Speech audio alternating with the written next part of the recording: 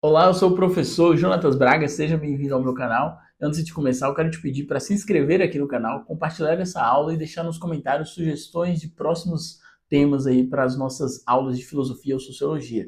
Vamos direto ao ponto. Vamos falar hoje sobre a teoria contratualista ou a filosofia contratualista, o pensamento dos filósofos que acreditam que o Estado surgiu a partir de um contrato social. Então, para facilitar a sua compreensão, eu vou trazer aqui alguns conceitos básicos para depois a gente ir para a teoria de cada um desses pensadores. Entenda que o contrato social é um pacto, é um acordo que os indivíduos realizaram para dar origem à sociedade civil, para o surgimento do Estado enquanto poder soberano. Então, para a gente entender aí melhor o que é o conceito de contrato social, é fundamental entendermos o que é estado de natureza. O conceito estado de natureza é utilizado para descrever a condição que os indivíduos viviam antes da existência de uma sociedade organizada. Entenda a sociedade como um corpo de indivíduos. Entenda que a sociedade é composta pelas instituições sociais e regida por um conjunto de leis e regras que foram criadas e elaboradas pelo Estado, pelo poder soberano. Dentro da filosofia política, nós vamos ter dois grandes intelectuais que vão fazer uma profunda reflexão sobre o estado de natureza.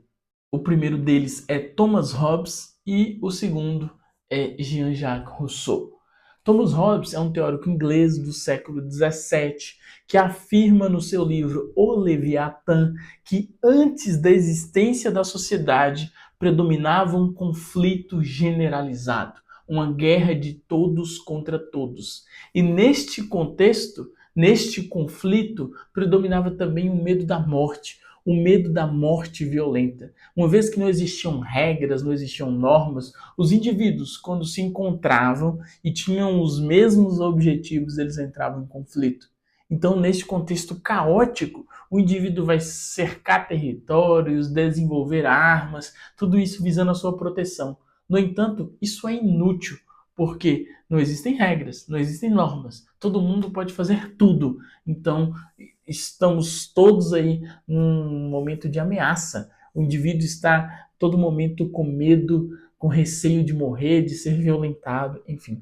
Então, o indivíduo, neste contexto, percebe que ele precisa delegar poder a alguém, para este alguém organizar a vida e, portanto, dar origem à sociedade. E é aí que surge o poder soberano, e é aí que tem o pacto, o contrato social, para que a vida em sociedade se torne viável, pacífica e, portanto, o Estado ponha fim a esse conflito generalizado.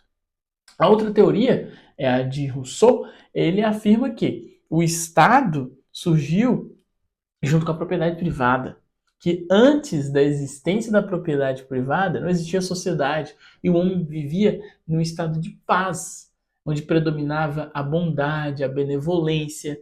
Então essa teoria é chamada por muitos teóricos de mito do bom selvagem, né? O homem vivia bem, em contato com os seus semelhantes, em contato com a natureza. Então, para Rousseau, o homem nasceu bom. E a corrupção do homem surge com o nascimento da sociedade. É a partir do momento em que o indivíduo diz isso é meu e ele encontra pessoas suficientemente inocentes para acreditar nele que surge a desigualdade, que surgem os conflitos, que surgem os problemas. E aí surge a necessidade, portanto, de transferir poder a alguém, para este soberano, organizar a vida em sociedade. Então você percebe que o que leva o homem, dentro dessas teorias, a criar a sociedade, estabelecer um pacto social, um acordo coletivo ali, é justamente o medo da morte. É justamente a necessidade de estabelecimento da paz, da boa convivência. Então, a propriedade privada, na visão de Rousseau, dá início à sociedade e também aos inúmeros males que vão existir dentro da sociedade. Porque surge a desigualdade e a desigualdade é a raiz para todos os demais problemas que irão surgir. Mas quem é o poder soberano aí para estes autores? Né? Vamos traduzir de maneira bem simplória aqui. Quem é o Estado para estes autores? Thomas Hobbes afirma que o poder soberano pode ser constituído por uma monarquia, uma aristocracia ou uma assembleia democrática. O que vai definir aí, você viu a diferença, é a quantidade de pessoas que estarão no governo, né? Que representarão o Estado. Ou um monarca, ou um grupo de aristocratas, ou uma assembleia ampla e democrática. Não tem importância aqui a quantidade de pessoas. O que importa para Hobbes é se este Estado vai cumprir a sua função básica, que é garantir a ordem, garantir a paz, que vai, por meio das instituições sociais, fazer um monopólio ali, exercer um monopólio ali da violência, que vai organizar a vida em sociedade, definir o que é proibido, o que não é proibido, o que pode ser feito, o que não pode ser feito, as regras que vão orientar a conduta do homem e das instituições. Então, este poder soberano tem em suas mãos o poder absoluto, a soberania, para poder definir, né, quem vai viver e quem vai morrer, o que pode e o que não pode ser feito dentro da sociedade. Essa teoria de Hobbes foi utilizada demais para justificar e fundamentar o absolutismo monárquico, né? Então, inclusive, na capa do livro Leviatã, o Leviatã, a obra clássica de Hobbes, você vai ter o Leviatã sendo representado ali como um ser que é composto por um conjunto de pessoas, assim, mostrando ali o corpo político, segurando a espada e o cetro, né? E na sua cabeça vai ter o quê? Uma coroa fazendo referência à monarquia. E o Leviatã, como você pode ver na imagem, ele é gigante, ele é desproporcional, seu tamanho é desproporcional ali em relação à sociedade. Agora, e para Rousseau, quem é o soberano? O soberano é o próprio povo, é a vontade geral que vai predominar, tá? Então, Rousseau já é o defensor de uma democracia direta.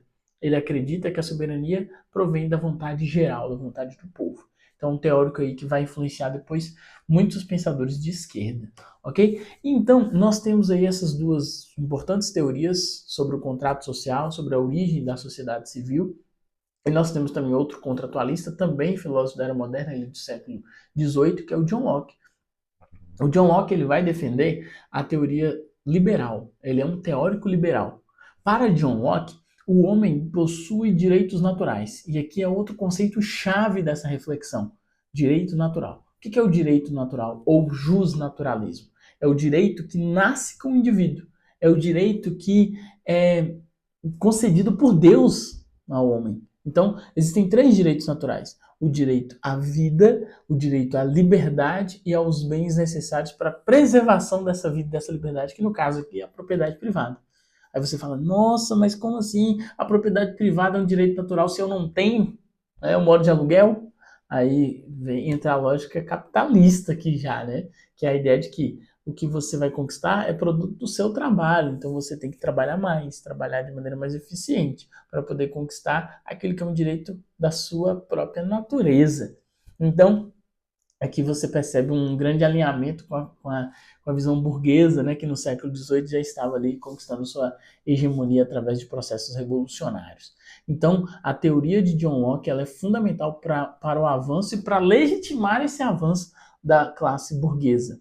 Então, o homem tem esses direitos naturais. E ali no estado de natureza, por não existirem leis que vão garantir e preservar esses direitos naturais, por existirem alguns conflitos, o homem acaba estabelecendo um pacto, um acordo, um contrato social para poder preservar os seus direitos. Então, para Locke, o Estado tem uma função muito claramente definida: preservar os direitos naturais. Por isso, os teóricos políticos e defensores do liberalismo político defendem que o Estado tem uma função pequena e muito importante, que é preservar os direitos naturais: direito à vida, direito à liberdade e direito à propriedade privada. Ok? Então, perceba que, na visão do liberal, o Estado não deve interferir na sua forma de pensar, na sua forma de refletir, no seu comportamento. Não, o Estado apenas deve garantir os direitos naturais: preservar a sua vida, garantir a sua liberdade e também o direito à propriedade privada.